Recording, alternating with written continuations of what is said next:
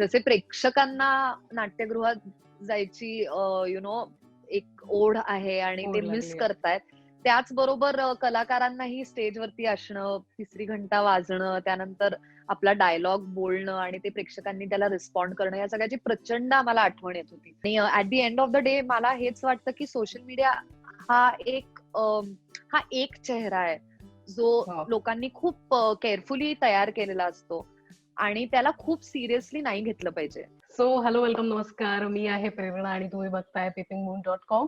आणि आज peeping moon मराठीसाठी आपल्यासोबत जोडली गेलेली आहे मृण्मयी गोडबोले. खरं तर हाय ही वेब सिरीज जी आहे ती MX प्लेअरवर रिलीज होते आणि त्याच संदर्भात बोलण्यासाठी आपल्यासोबत मृण्मयी आहे. मृण्मयीचं एक महत्वाचं पात्र आहे या वेब सिरीज मध्ये आणि त्याविषयी आपण मृण्मयीशी बोलूयात. हाय मृण्मयी, कशी आहेस तू? काळजी घेतेस ना? अगदीच अगदीच उत्तम आहे, घरी आहे आणि शांतपणे वाट पाहतीये हे सगळं संपायची. बरं, मी ट्रेलर्सचे काही ग्लिम्सेस पाहिले आणि त्याच्यानंतर माझी उत्सुकता आणखी वाढली इंटरव्ह्यूसाठी. आणि आणि मी उत्सुक आहे आता वेब सिरीज पाहण्यासाठी की कशा पद्धतीचं पात्र आहे. कारण तू आतापर्यंत केलेल्या भूमिका आम्हाला नेहमीच आवडलेल्या आहेत. मग तुझ्या सिनेमांमधल्या असतो किंवा थिएटरमध्ये तू ज्या पद्धतीने काम करते ते असो. हाय मधलं पात्र कसं वेगळं ठरेल किंवा त्यात मृण्मयी आम्हाला कशा पद्धतीने बघायला मिळणार आहे? मला असं वाटतं तुला तर खूपच इंटरेस्टिंग वाटेल आणि कारण की ह्या सगळ्या स्कीम मध्ये म्हणजे एका बाजूला ड्रग्ज आहेत, ड्रग्ज बनवणारे आहेत, ड्रग्ज वाटणारे आहेत, ड्रग्ज घेणारे आहेत, हं, पॉलिटिशियन्स आहेत, पोलीस आहेत, डॉक्टर्स आहेत आणि एका बाजूला मीडिया आहे. तर हं, हं, ह्या मीडियाचं रिप्रेझेंटेशन माझं कॅरेक्टर करतंय, आशिमा हं, चौहान जे कॅरेक्टर आहे. हं, आणि एक खूप इंटरेस्टिंग कॅरेक्टर आहे कारण जिथे ती सिरीज सुरू होते तेव्हा हं, ती ज्या प्रकारचं काम करत असते हं, ते कुठेतरी करमणुकीसाठी केलेले न्यूज रिपोर्टिंग असते आणि तिचा त्याच्यावरती पूर्ण विश्वास नसतो. आणि जेव्हा बरं. तिने हं, जर्नलिझम ती शिकली असते किंवा मोठं होऊन जर्नलिस्ट व्हायचं असं तिला वाटलं असतं, तेव्हा तिला जे वाटलं असतं ज्या प्रकारच्या गोष्टी तिला सांगायच्या आहेत, ज्या हं, लोकांसाठी महत्वाच्या असतील, काय हं, हं. प्रकारचं सत्य तिला लोकांपुढे आणायचंय, तर ते सगळं बरं. कुठेतरी she has lost it in the way. आणि ती आता ज्या सिरीज सुरू होते तेव्हा ज्या प्रकारचं रिपोर्टिंग करत असते त्या फारच भंपक गोष्टी असतात, मसाला लावलेल्या काहीतरी गॉसिप कॉलम्स सारख्या गोष्टी हं, असतात. आणि हं, मग जेव्हा हं, मॅजिक हे ड्रग हिला काही कारणांमुळे इंट्रोड्यूस होतं, हं, हं, तेव्हा तिला वाटतं की ही ती संधी आहे जिथे तिला ज्या प्रकारचं रिपोर्टिंग करायचंय, जर्नलिझम करायचंय, त्या प्रकारचं तिला रिपोर्टिंग करायला मिळेल. त्या हं, प्रकारची गोष्ट तिला लोकांसमोर आणता येईल. तर हं, त्यामुळे हं, असं ते कॅरेक्टर आहे आणि तिचा एक खूप इंटरेस्टिंग ग्राफ आहे. When she goes from just reporting खोट्या गोष्टी टू हं. Finding something real. मृण्मयी, पण आम्ही ज्या पद्धतीने बघतोय ड्रग्ज विषयी आणि ड्रग्सचं जे जाळं असतं ते यात दाखवलेलं आहे. पण सध्याच्या परिस्थितीमध्ये याविषयी खूप बोललं जातंय. सोशल बरोबर. मीडियावर असेल किंवा सगळीकडेच म्हणा टेलिव्हिजनवरही असेल. पण या सध्याच्या परिस्थितीत अशा पद्धतीची वेब सीरीज येणं काय वाटतं? सध्या या गोष्टीची चर्चा करणारे किंवा याविषयी जाणून घेणारे जे ऑडियन्स आहेत ते जास्त करून येतील ही वेब सीरीज बघण्यासाठी? आता आम्ही हा शो जेव्हा बनवला, त्याचं चित्रीकरण सुरू केलं, मागच्या वर्षी ते होतं. तेव्हा हां, यातलं हां. काहीच घडत नव्हतं. पण बरं. ही गोष्ट हां. आमच्या मेकर्सना सांगावीशी वाटली. हं, तर हं. अर्थात मला वाटतंय त्यामुळे त्या ओघाने येणारा प्रेक्षकही असताच. हं, परंतु हं. आता तू म्हणलीस तसं जे काही घडतंय, जे आपल्याला बघायला मिळतंय, वाचायला मिळतंय, त्यामुळे प्रेक्षकांची ही क्युरिओसिटी नक्कीच वाढली असेल. आणि हं, हा हं. विषय म्हणल्यावरती ऑलरेडी लोकांना वाटतं ह्याच्याबद्दल असेल का, त्याच्याबद्दल असेल का? परंतु हं, हा एक निव्वळ योगायोग आहे, ही सीरीज आता येणं. म्हणजे ह्याची हं, हं. रिलीज डेटही खूप आधीच ठरलेली होती. अगदी. त्यामुळे असं नाहीये हं, की हे आता चर्चेत आहे म्हणून आता घाईघाईत काही केलंय. त्यामुळे ह्यातला जो ड्रग आहे तोही फिक्शनल आहे आणि तशीच ही जी हं, गोष्ट आहे तीही फिक्शनल आहेच. परंतु ओ-टी-टी प्लॅटफॉर्मचं जे वैशिष्ट्य आहे, की आपल्याला गोष्टी एका खरेपणाने सांगता येतात. हं, तर हं, ते हं, नक्कीच ह्या शोमध्ये आपल्याला बघायला मिळेल. म्हणजे मलाही इतक्या गोष्टी कळल्या, की हे ड्रग रॅकेट्स कसे असतात, कोण हं, बनवतं, ते कसे पास ऑन होतात, कसे ते स्प्रेड होतात. कारण ॲट द एंड ऑफ हं, द डे हे सगळं हं. इल्लीगलच आहे. अगदी. तरीही इतकं त्याचा एक स्ट्रॉंग प्रेझेन्स आणि एक्झिस्टन्स आहे मुंबईसारख्या शहरातही. त्यामुळे ते नेमकं काय होतं, कसं होतं, कसे तरुण त्याच्याकडे वळतात, ह्या सगळ्या गोष्टी नक्कीच प्रेक्षकांना बघायला मिळतील. आणि हा योगायोग असला तरी आय होप हे ह्या शोच्या त्याच्या फेवरमध्येच वर्क होईल, की आता खरंच लोकं जास्त क्युरियस आहेत किंवा लोकांना खरंच प्रश्न पडतायत, की हे असंच होतं का? हे सगळं होतंय का मुंबईत? तर तेही मला वाटतंय कुठेतरी काहीतरी प्रश्न सुटतील प्रेक्षकांचे असं मला वाटतंय. म्हणजे आता सध्या जे सुरू आहे त्याच्यातले काही प्रश्नांची उत्तरे या वेब सीरीज मधनं मिळू शकतात. मला असं वाटतंय, की असं काही म्हणणं हे एखाद्या कलाकृतीवरती फार प्रेशर टाकणारं आहे. पण स्वतंत्रपणे ह्या वेब सीरीजनी एक मी तुला म्हणले तसं खरेपणा आणलाय खरेपणा. किंवा नेमकं काय घडतं. आपल्याला माहित नसतं हं. काय नेमकं काय घडत असतं एका शहरात. आणि हं. मुंबईसारख्या मोठ्या शहरात इतक्या लेयर्ड गोष्टी आहेत, वेगवेगळ्या अगदी. स्तरातली माणसं आहेत. हं. तर त्यात नेमकं काय घडत असतं ह्याचं एक फिक्शनल गोष्ट आपल्याला ह्या मालिकेतनं बघायला मिळेल. आज सध्या जे चालू आहे त्याच्यावरती भाष्य करणारं तर नक्कीच नाहीये. बरं. पण मृण्मयी सध्या कोरोना आला, लॉकडाऊन झालं आणि त्याच्यानंतर बऱ्याच गोष्टी होत गेल्या. खूप घडामोडी झाल्या त्याच्यानंतर आणि सध्याचं जे नकारात्मक वातावरण आहे, त्या वातावरणात तू कसं सर्व्हाईव्ह केलेलं आहेस? अर्थात तुझा एक छान हा प्रोजेक्टही येतोय. तुझं छान नाटकही येतंय. मला वाटतं ते ऑनलाईन ड्रामा तू करतेयस. पण बरोबर. या पूर्ण परिस्थितीत या नकारात्मक गोष्टींना दुर्लक्षित करून तू तुझं काम करत राहिलीस. ते कसं केलंयस ते सांग? दुर्लक्ष तर नाहीच करू शकत. मला असं वाटतंय ह्या लॉकडाऊन मधनं आपण सगळेच काही प्रमाणात एक्सेप्टन्स शिकतोय. हां. हां. आणि एक सर्व्हायव्हल आणि सर्व्हायव्हरचा एक पुन्हा एक ॲटिट्यूड आपल्या सगळ्यांना नव्याने मिळालाय असं मला अगदी. वाटतंय. मी म्हणणं थोडंसं मला चुकीचंच वाटतंय, कारण लोकांसमोर आता खूप जास्त मोठे प्रश्न आहेत आणि अवघड परिस्थिती आहे. अगदी. लकीली मी घरी राहू शकते. 2 वेळचं अन्न मला मिळतंय. डोक्यावर अगदी. छत आहे. माझे हं. हं. नातेवाईक माझ्याबरोबर आहेत. अगदी. मित्र-मैत्रिणी आहेत आणि हं. इंटरनेट वगैरे हे सगळे प्रिव्हिलेजेस सुद्धा आता माझ्याकडे आहेत. त्यामुळे हं. आय हं. Really have nothing to complain about. पण मला असं वाटतं, की या निगेटिव्हिटीमुळे अर्थात कुठेतरी सायकॉलॉजिकली सगळेच इतकं अनिश्चित वातावरण आहे, की सगळेच जरा हं. हं. हल्ल्यासारखे झालेत. परंतु ही पण एक जाणीव पुन्हा नव्याने होतीये, की आपल्यालाही संवेदनशील व्हायला हवं. आपल्यालाही शांत हं. व्हायला हवं. पेशन्स असायला हवा. आणि हं. हं. त्याचबरोबर इतरांसाठी आपण कसे how can we be there for each other?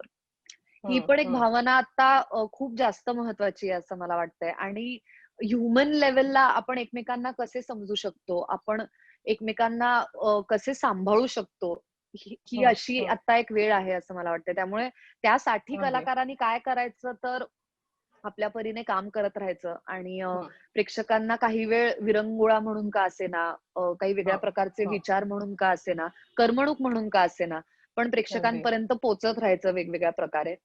तर ही मला माझी जबाबदारी वाटतीये. कारण ह्यापेक्षा खूप मोठी कामं आणि खूप मोठ्या जबाबदाऱ्या लोकं ऑलरेडी पेलतायत. तर अगदी. आपला जो काही खारीचा वाटा असू शकेल, तर त्यासाठी म्हणून आम्ही द कलर ऑफ लॉस हे नाटकही तयार केलं. मी हो. अल्पविराम हा कार्यक्रमही करत होते लॉकडाऊनच्या सुरुवातीच्या काळात. हो. आणि होय. आता हं. ही वेब सीरीजही येतेय. त्यामुळे असं काहीतरी करून हेच फीलिंग पास ऑन करण्याचा प्रयत्न करत असते सतत, की we are all there for each other. आपण सगळे एकत्र आहोत ह्यात. तर असा एक प्रयत्न चालू आहे. राइट. पण हा विषयी बोलताना एकूणच टीम वर्क जे आहे ते बघायला मिळतंय. टीम विषयी सांग. एम-एक्स प्लेयरची टीम असेल, या पूर्ण वेब सीरीजची टीम असेल, तुझे को ॲक्टर्स असतील. Yes, yes. एम-एक्स प्लेयर बरोबर मी मागच्या वर्षी असोसिएट झाले, कारण वन्स अ इयर हा आपला एक मराठी शो सुद्धा आम्ही एम-एक्स प्लेयरसाठी केला होता. हो. आणि त्यानंतर हा हिंदी शो करण्याची संधी मला मिळाली. तर मला खूप त्यांचंही कौतुक वाटतंय, की त्यांना वेगवेगळ्या गोष्टी सांगायच्या आहेत आणि हं. ते खूप विश्वास ठेवून नवीन लोकांबरोबरही काम करतायत. आमचे जे दिग्दर्शक आणि प्रोड्युसर्स आहेत, हं. जॅमिक फिल्म्स, मेखला कृष्णस्वामी आणि अक्षय अचिल हे आमचे प्रोड्युसर्स आहेत आणि निखिल राव हे आमचे दिग्दर्शक आहेत. तर हे ॲड फिल्म्समध्ये अतिशय रेप्युटेड आणि हं. एक्सपिरियन्स्ड टीम आहे ही. परंतु लॉंग फॉर्मॅटमध्ये हा त्यांचा पहिलाच प्रयोग आहे आणि ओके. एम-एक्सनी त्यांच्यावरती पूर्णपणे ह्यासाठी विश्वास ठेवला आणि त्यांना जी गोष्ट जशी सांगायची आहे, ती सांगण्याची मुभा दिली. ह्याबद्दल मला एम-एक्सचं खूप कौतुक वाटतं. त्याचबरोबर हे जे आमचे क्रिएटर्स आहेत, निखिल सर आहेत, मेखला आहे, अक्षय आहेत, हे हं, हं, अतिशय कामाच्या बाबतीत सच्चे आहेत आणि पॅशनेट हं, आहेत. हं. आणि अशी टीम मिळणं I think is a dream come true. कारण सगळे आपण जेव्हा एका पेजवर असतो आणि हो. सगळ्यांचं त्या कामात इन्व्हॉल्व्ड असण्याचं एकच कारण असतं आणि ते एवढंच आहे की ही जी गोष्ट आपण सांगतोय, ती आपण आपल्या मनासारखी पोहोचवता आली पाहिजे प्रेक्षकांपर्यंत.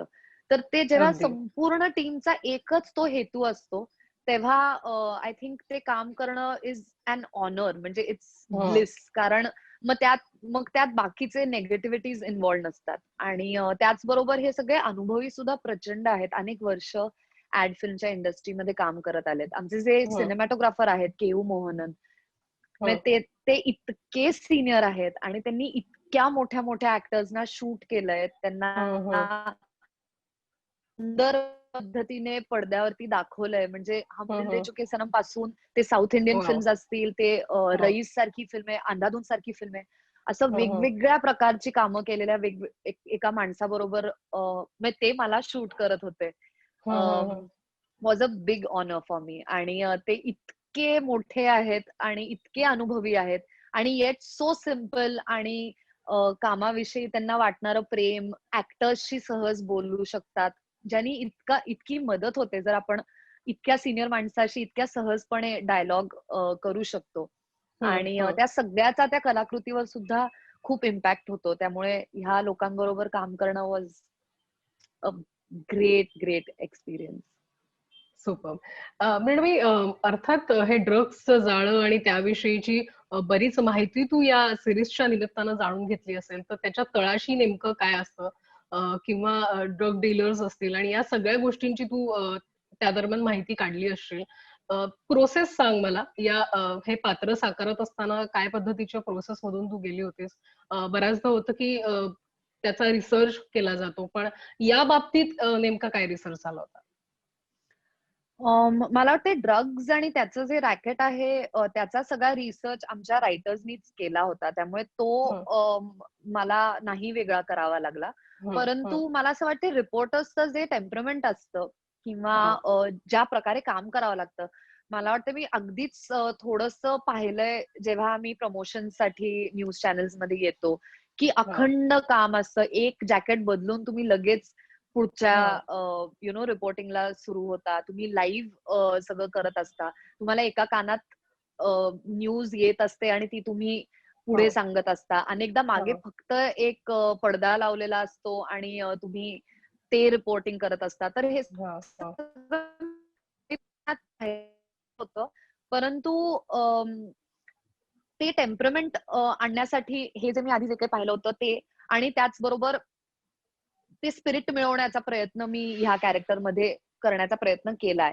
आणि त्याचबरोबर नंतर जेव्हा ती ऍक्च्युअल रिसर्च सुरू करते मॅजिक या ड्रग्ससाठी, हं, तर हं. तेव्हाही मग अंडर कव्हर जाणं असेल किंवा कुणाशी तरी गप्पा मारत माहिती काढणं, अ, हं, हं. वेड्यासारखा प्रवास करणं, काही लोकांवरती आंधळा विश्वास ठेवून तिथे काही थोडीशी माहिती मिळेल, ह्या हं, हं. विश्वासावरती बेधडकपणे जाणं.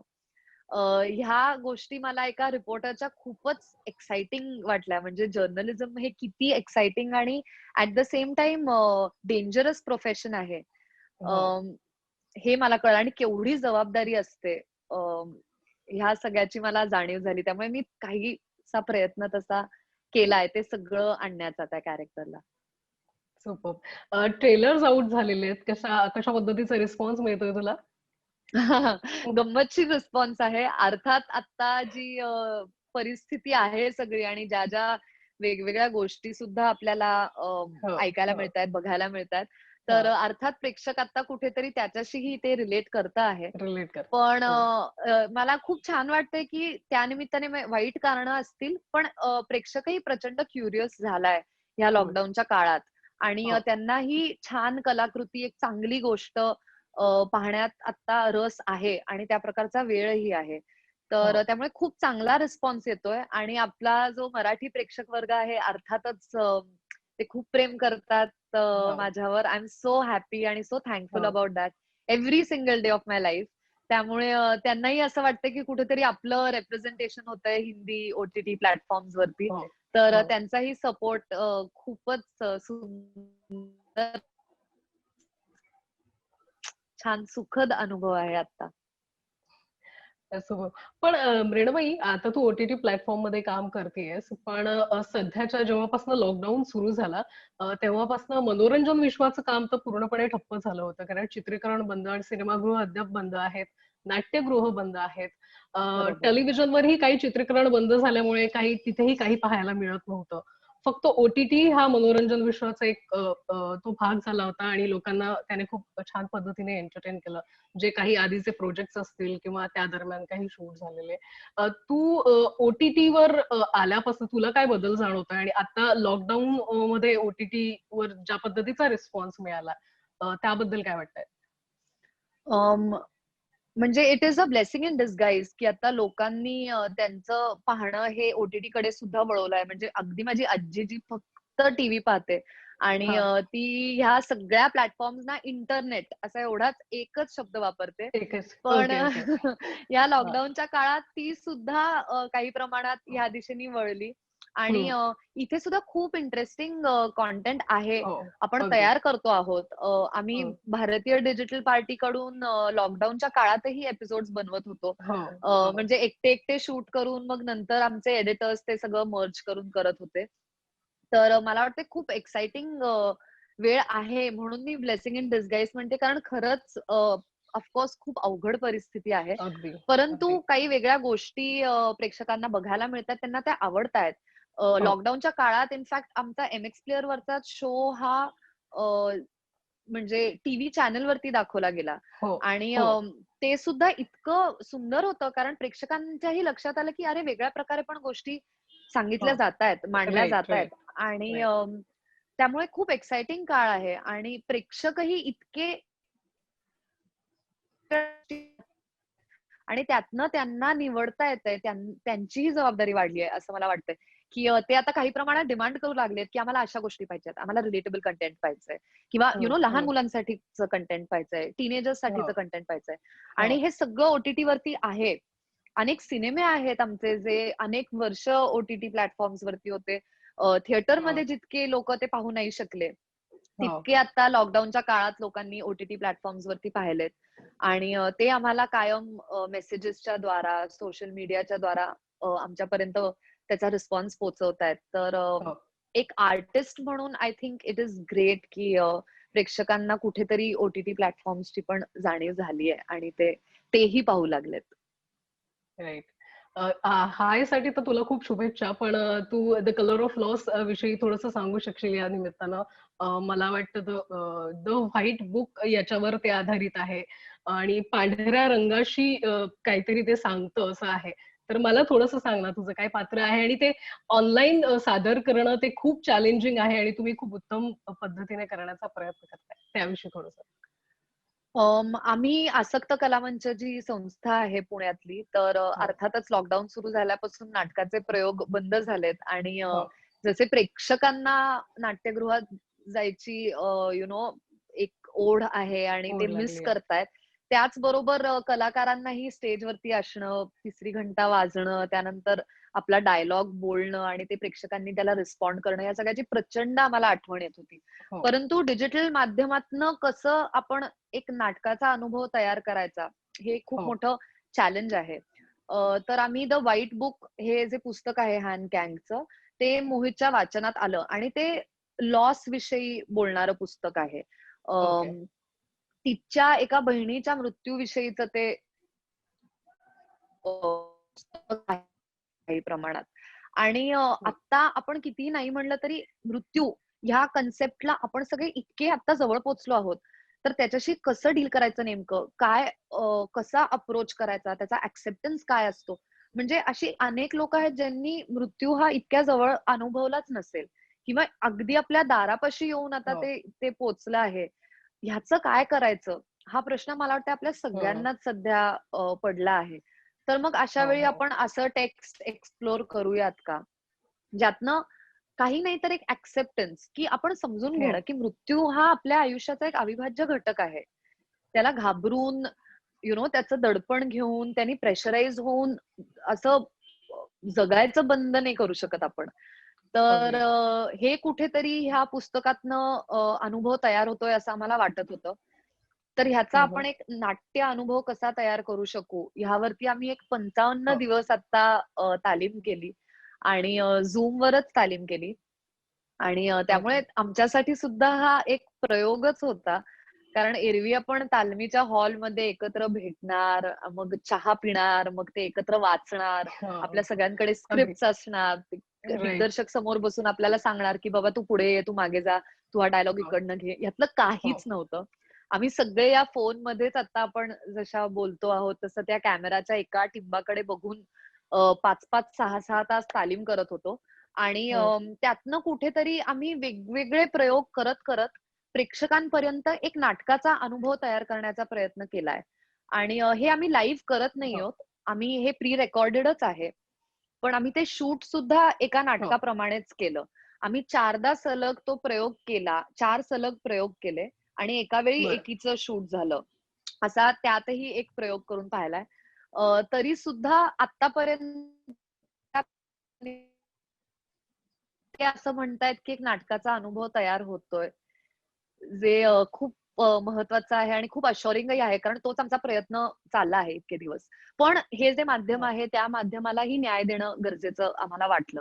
म्हणजे फक्त नाटक केलंय आणि ते अगदी. एका कॅमेऱ्यात ठेवून शूट केलंय आणि ते दाखवलंय. तर त्यांनी नाटकाचा अनुभव तयार होत नाही आणि या डिजिटल हो. माध्यमालाही न्याय दिला पाहिजे. त्यामुळे त्या दोन्हीच्या कुठेतरी एक मध्य गाठण्याचा प्रयत्न आम्ही केलाय. तर खूप सुंदर अनुभव आणि इतका विलक्षण वेगळा आणि इतका वेगळा प्रयोग. त्यामुळे हं. खूप स्पेशल प्रोसेस ही आहे आमच्या सगळ्यांसाठी. आणि त्यात म्हणजे मी ॲक्चुअली लेखिकेचंच पात्र त्यात करतीये. तर वॉव! हॅन कॅंग जिनी एक ऑटोबायोग्राफिकलच बुक काइंड ऑफ लिहिलंय. हो. तर त्या लेखिकेचंच मी पात्र करतीये, जे अतिशय कॉम्प्लेक्स, अतिशय सेन्सिटिव्ह आणि डेथ या कन्सेप्टशी डील करणारं पात्र आहे. त्यामुळे अं, अवघड आणि एक्साइटिंग आणि चॅलेंजिंग अशी प्रोसेस होती. वॉव! तू ज्या पद्धतीने सांगितलं आता मला उत्सुकता वाढली आणि मी पाहणार आहे लवकरच नक्की ते. पहा. पुढच्या नक्की. शुक्रवार, शनिवार, रविवारही insider.in वर याचे संध्याकाळी प्रयोग असणार आहेत. तर सुपर्ब! जरूर पहा. मी नक्की पाहणार आणि तुला प्रतिक्रिया कळवेन. मृण्मयी आणखी एक शेवटचा प्रश्न असा, की या दरम्यान सोशल मीडियावर खूप नकारात्मकता पसरली. काहींनी तिथून एक्झिटही घेतली. तुला कशा पद्धतीचे अनुभव आले? तुला पण असं कधी विचार आला, की बस झालं आता बाबा, की सोशल मीडियापासून आपण थोडंसं राम-राम करायला पाहिजे? मला असं वाटतंय, की कुठलीही गोष्ट अति झाली, हो, की ती अंगावरच येते आणि हो, सोशल मीडिया हे त्याला अपवाद नाहीये. आणि काळात असं नक्कीच झालंय, की आपल्या सगळ्यांकडे इतका जास्त वेळ आहे हो, फोनवरती हो, असण्यासाठी आणि हो, हो, म्हणजे माझ्याही बऱ्याचदा लक्षात येतं, की मला कळलंही नाही कधी मी खिशातनं फोन काढला, कधी मी Instagramवर गेले आणि कधी मी एक 20 स्टोऱ्या माझ्या बघूनही झाल्या. हे हो. इतकं ऑटोमॅटिक झालंय, तर जेव्हा केव्हा त्याची जाणीव होते, तेव्हा मी माझा फोन बाजूला ठेवून देते आणि लॉकडाऊनच्या हं. काळात ती संधी सुद्धा मला मिळाली आणि काही फोर्सिबली सुद्धा गोष्टी घडल्याच, की म्हणजे आपण काही प्रमाणात स्वयंपाक करायला शिकलो. आपण काही हो. प्रमाणात अगदी. घरातली कामं करायला लागलो आणि हो, हो. पुस्तक हातात घेऊन ते वाचलं. तर ह्या सगळ्या गोष्टी सुद्धा खूप जास्त महत्त्वाच्या आणि एनरिचिंग राइट. आहेत सोशल मीडियापेक्षा. आणि at the end of the day मला हेच वाटतं, की सोशल मीडिया हा हा एक चेहरा आहे, जो हो. लोकांनी खूप केअरफुली तयार केलेला असतो आणि त्याला खूप सिरियसली नाही घेतलं पाहिजे. म्हणजे हं, त्याच्यातनं हं. काही सकारात्मक गोष्टी निश्चितच होऊ शकतात. अवेअरनेस अगदी. स्प्रेड होऊ शकतो. तर हं. ह्या गोष्टी घडाव्यात काही प्रकारचा निगेटिव्ह होत असेल, तर आपण ब्रेक घेतलाच पाहिजे. There is no doubt about that. आणि ही पूर्ण रिॲलिटी नाहीये, हे कायम लक्षात ठेवलं पाहिजे आपण सगळ्यांनीच. म्हणजे मी स्वतःला ही आठवण करते. खूप छान वाटलं मृण्मयी तुझ्याशी बोलून. अर्थ आपण खूप बऱ्याच वर्षांनी बोलतोय, महिन्यांनी बोलतोय. पण छान हो, वाटलं आणि जेव्हा हे सगळं संपेल त्यानंतर आपण असं साक्षात भेटून मुलाखत करू. तुला नक्कीच. शुभेच्छा या तुझ्या नव्या पात्रासाठी आणि तू जे पुढे करशील त्याच्यासाठी. Thank you so much Prerna.